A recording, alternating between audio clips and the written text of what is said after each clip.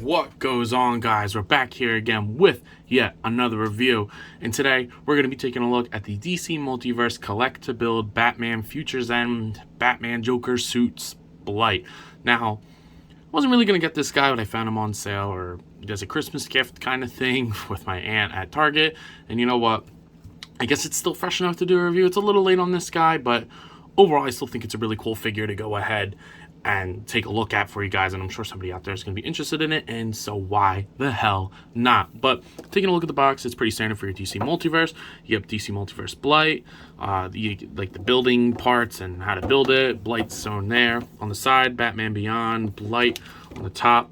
Window, a little crushed on the side here, but I don't really care. On the back, you get some cool promotional art of the whole wave. So you get the Build-A-Figure, the two villains, and the two heroes, which is pretty cool. On the back, you get the cards. You get like how to build it, Blight on the side there, and then on the bottom there's the barcode. It should be relatively easy to find at your local Target. But yeah, without further ado, let's go ahead, pop this guy open.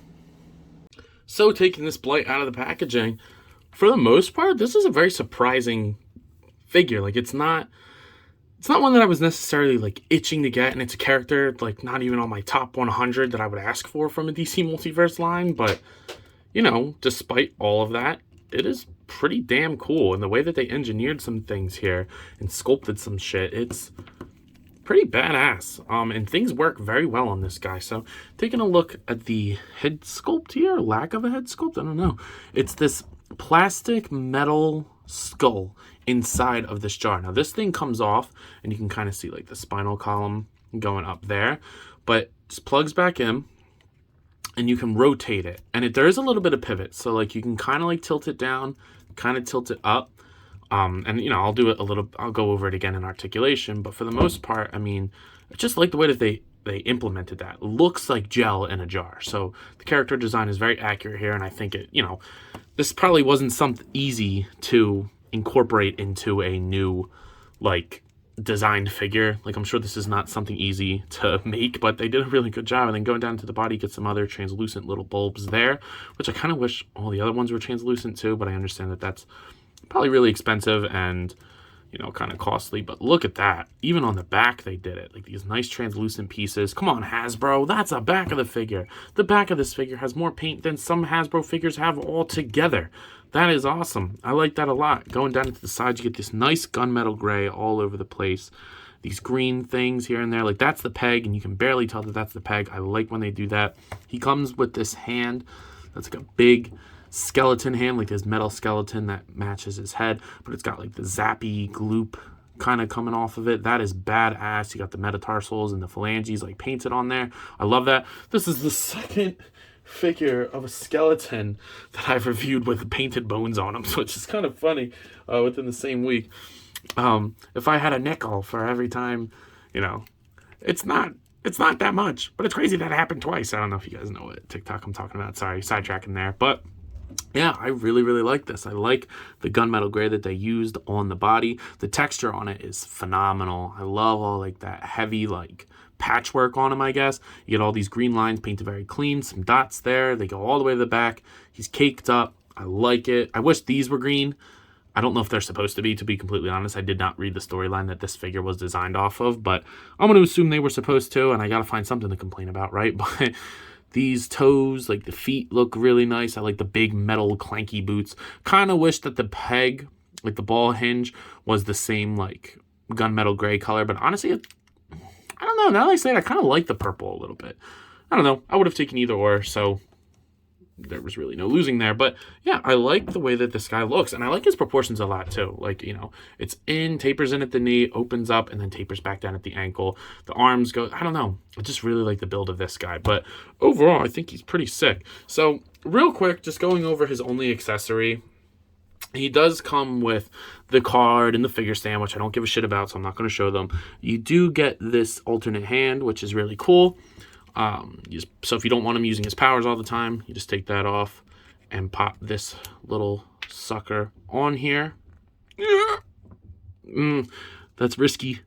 All right, there you go. I did not want to break it. So just like a clenchy, like, villain hand, you know, like, dun dun dun. Like, that looks sick, though. I like that a lot. So, overall, really good looking figure. But let's go ahead and show off what he does also come with. He does come with these Build-A-Wing parts for the Batman JokerBot that I think is super ugly. I got pretty much this whole wave. The only one I skipped was Shriek because I didn't like that he only came with one of the shock effects. If he came with both, like the regular release did, I probably would have got it. But for right now, I'm just going to wait. Maybe if I see him again, I'll get him. But yeah, I had no interest in that Batman JokerBot. So, but you do get the wings. You get both of them.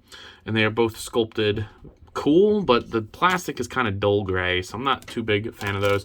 I will be selling these on my Mercari if you're interested in those. Link in the bio of my Instagram, which you should also be following me on. But let's get the cooler hand back on here.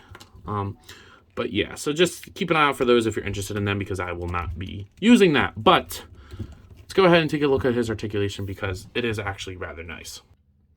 So taking a look at his articulation, as I kind of showed the headed, you're not going to be able to look up at all, but that design does not allow for that. You know, I really don't blame them for that. The head's not going to look up. You can get it to look down. It'll just kind of be like off the center, which isn't bad at all. I actually think that works really nice, and then you can rotate it, so you can kind of get relatively good movement in the head there, which is kind of cool, and then it does swivel all the way around. So I think that was implemented as best as it could.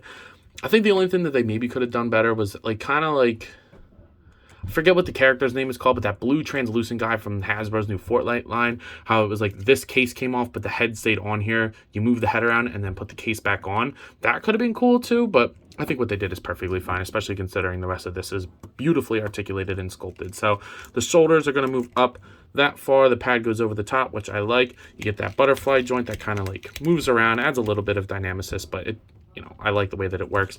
Rotate 360, bicep swivel, double jointed elbows. You get the wrist swivel and hinge on both sides, but they're seated nicely into the arm so it doesn't look ugly.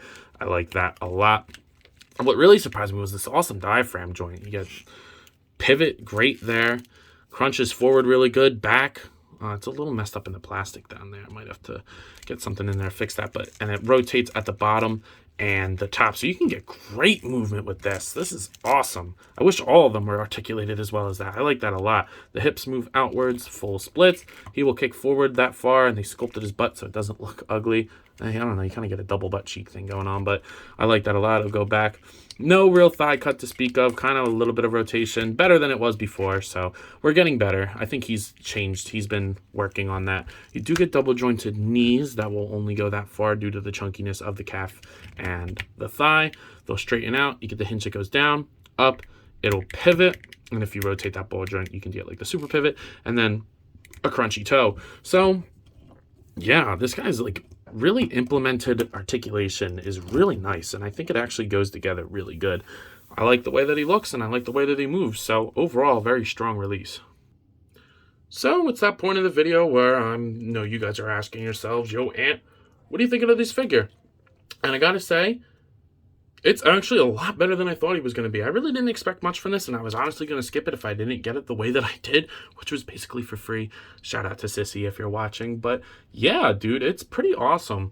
I like the translucent pieces on him. The sculpt is really nice. The paint is really good, and the articulation was surprisingly well done. So overall, very strong release. I'm going to go ahead and give this guy a sud rating. I'm sorry. Shartimus, if you're watching, I'm just a big fan of you, and I say sud a lot. But I'm going to give this a figure rating of, I'm going to give it a rating, I don't know, I'm going to give it a 9. I think it's a pretty strong release. I like it a lot.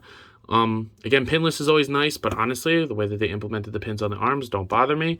And a thigh cut?